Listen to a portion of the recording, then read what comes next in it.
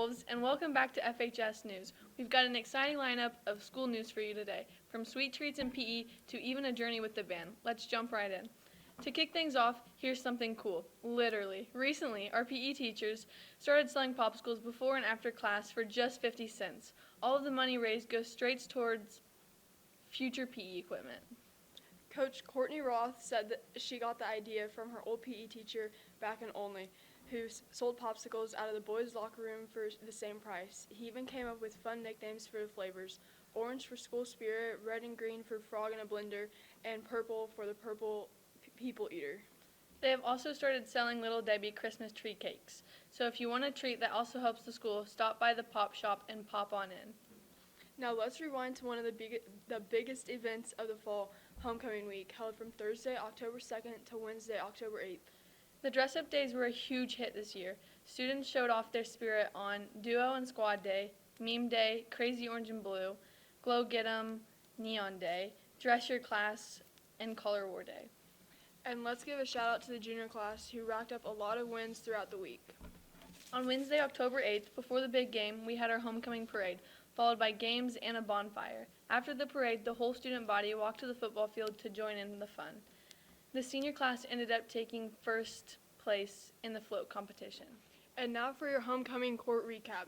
Freshmen Keegan Black and Keegan Young, sophomores Morgan Ehrman and Braxton A. Strike and Ava Sebring and Quentin Thompson, juniors Marley Myers and Keelan Crawford, Allie Woods and Rylan Billingsley, and Danica Conklin and Guy Arnold, seniors McKenna Hackney and Delaney Bullard, Andy Henson and Draven Taylor, Elise Duke and Kyler Dennis, and Ella Kamen and Parker Helm. And a big congratulations to the 2025 Homecoming King and Queen, Delaney Bullard and McKenna Hackney.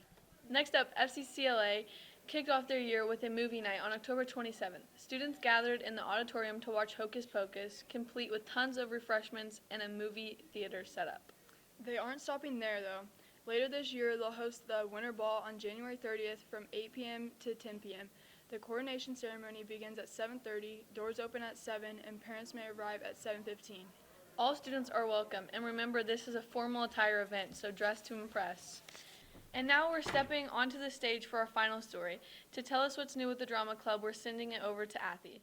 Thank you, ladies. On October 25th, the band wrapped up their marching season, where they competed in several parades and field shows.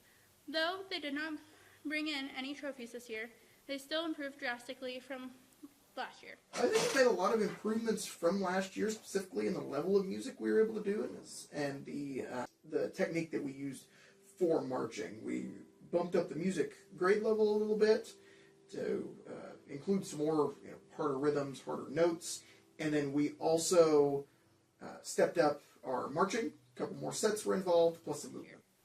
The director, Mr. Stieber, and drum captain Gabriel Ganji agreed on the band's growth. I think a lot of the strengths this year came from the musicality of everybody. We had a strong musical class a strong musical group that could put in the work to do some things. I think musically we're pretty strong. We ended up getting our music down pretty fast, and I always thought that it sounded pretty good. There were a few moments in fundamental marching and focus across the band that needed to be refined. Sometimes we're off step, sometimes we don't make it to our spot. Scatterbrainness at times, and the focus during class. Mr. Stieber has several plans for the next year, including a possible color guard and a longer band camp to prepare for the next season.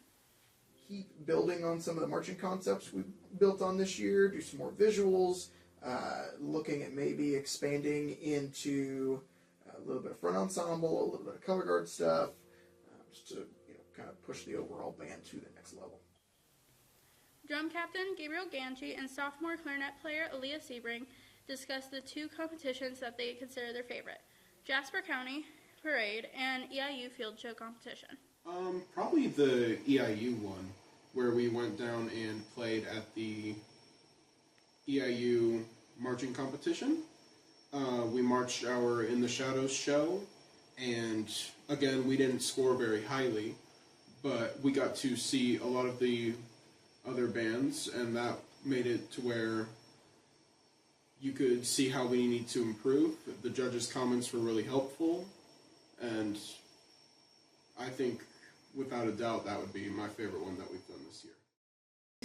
When we're on the way to a competition, it'll be like 6 in the morning and someone's blasting California Girls or something on a JBL speaker at max volume.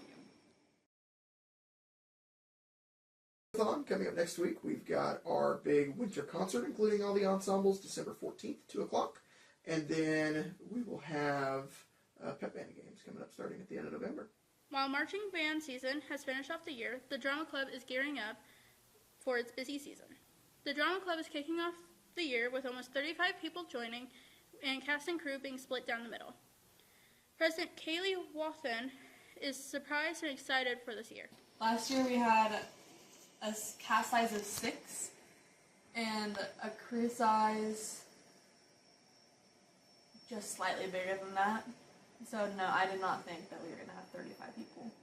They voted from a collection of well-known options: Shrek, High School the Musical, Frozen, and Annie, and they have officially chosen the spring musical to be Annie. Introduces a lot of challenges, including a spiral staircase and a live dog on stage. The live dog in the spiral staircase, where we're going to have multiple levels, I think that's going to be a challenge, and it's definitely different than previous years. There are several fun plans being made for the club, including a potluck in December and more crew-involved activities. And I'm really excited for that because I love it when the entire group comes together instead of just cast and crew. Several competitive goals have been set, with the cast trying to learn their lines faster before the crew finish building set. It's crew versus cast this year. The drama club voted for officers at the first meeting, with Kaylee Wathen as the president, Miley Bissey as the vice president, and Emma Hudson as the historian. Jillian Ganji and Paul Hudson are the treasurers, and Gabriel Ganji is the secretary. Now back to Gracie Lewis and Leah Jones. That's all for today's broadcast. Thank you for tuning in. We'll see you next time. Have a pawsome day. Go Wolves!